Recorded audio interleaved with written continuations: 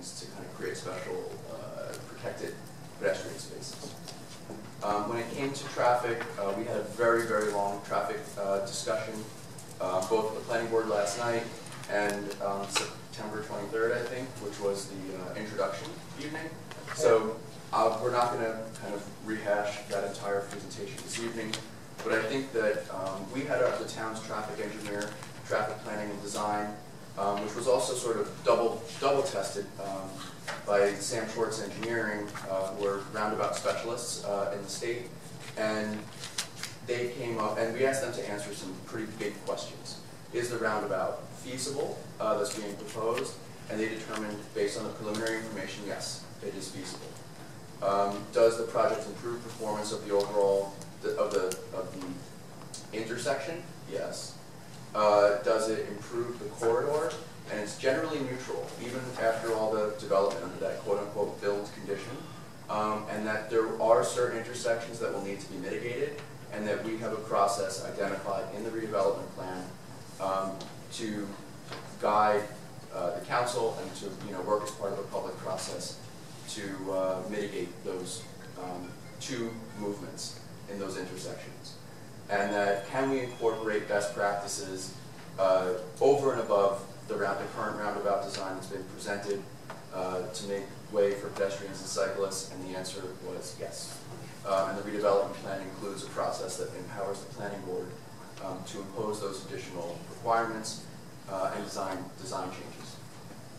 This is those potential additional design features that could be incorporated into the roundabout design. And again, anytime that it's always going to be a trade-off between how many vehicles can pass through and how quickly those vehicles can pass through, and do we stop, how long do we stop cars for pedestrians and things of that nature. It's going to be a balancing and an optimization that we don't want to unnecessarily stop traffic because that creates congestion, but we want to obviously prioritize the safety, comfort, and convenience of pedestrians. The redevelopment plan makes it abundantly clear. The redevelopment plan instructs the planning board that when given two choices, that they should always choose the pedestrian between two design choices.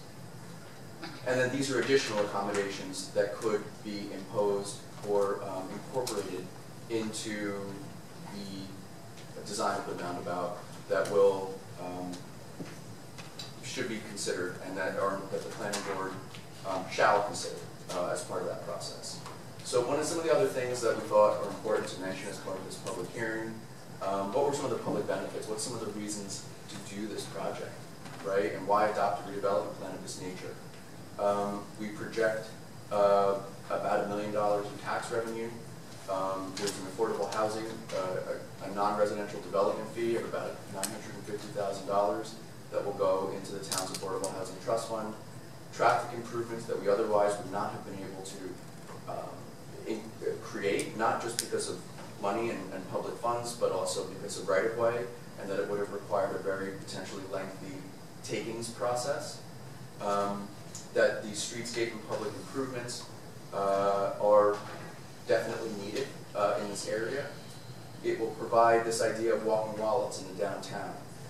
Retail right now, as I'm sure a lot of you know, if you read the newspapers and stuff, retail is a struggling sector because of kind of global macroeconomic changes.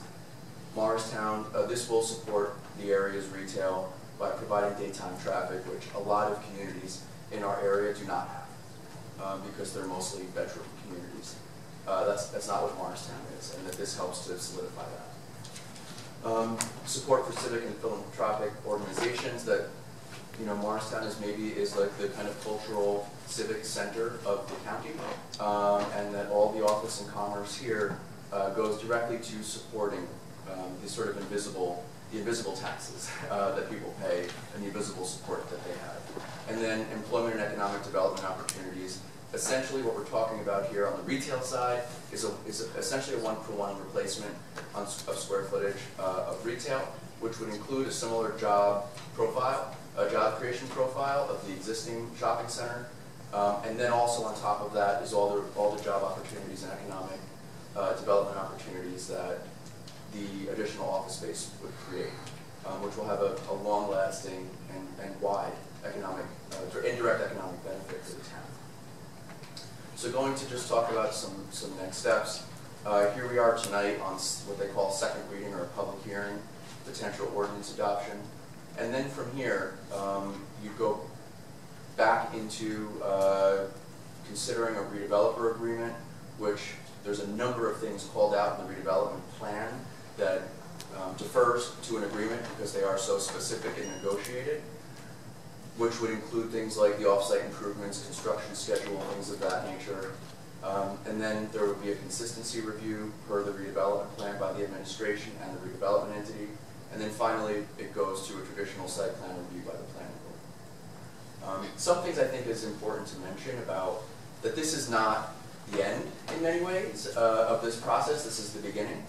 And that we identified a number of things in the redevelopment plan that were too specific at this time to resolve in that redevelopment plan, but we thought needed to be called out so nobody forgets that these were items that were priorities to the public, priorities to you as governing body that need to be addressed in the redeveloper agreement.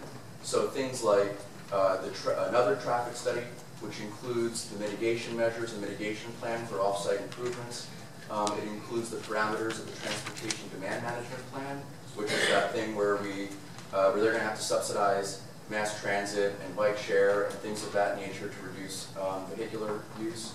The design and implementation of the right-of-way improvements, the sidewalk improvements, and how where the roles and responsibilities are to rebuild the sidewalks between Bishop Nazarene Way all the way up along Spring Street and along Morris Street. The construction staging and detour plan would be outlined in that redeveloper agreement. The small and locally owned business development and that sort of incubator strategy that there's language in the redevelopment plan. And that an information session presenting the townwide traffic impacts once again is something that the redevelopment plan anticipates and that would have to be part of that redevelopment agreement, negotiation and finalization.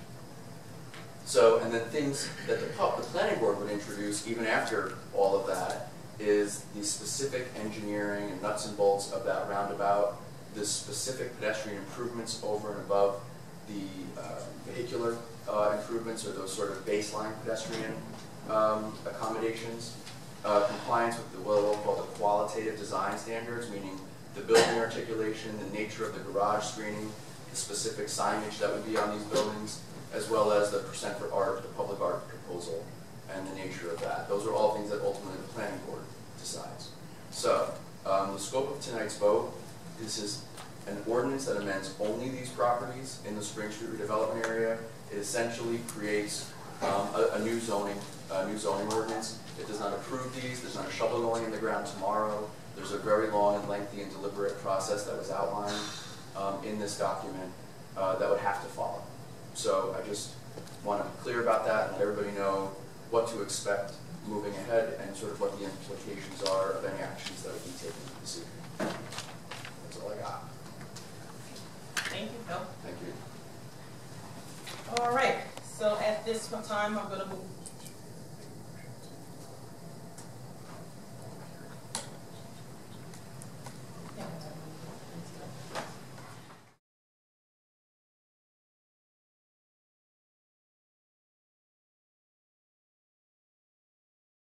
Morristown.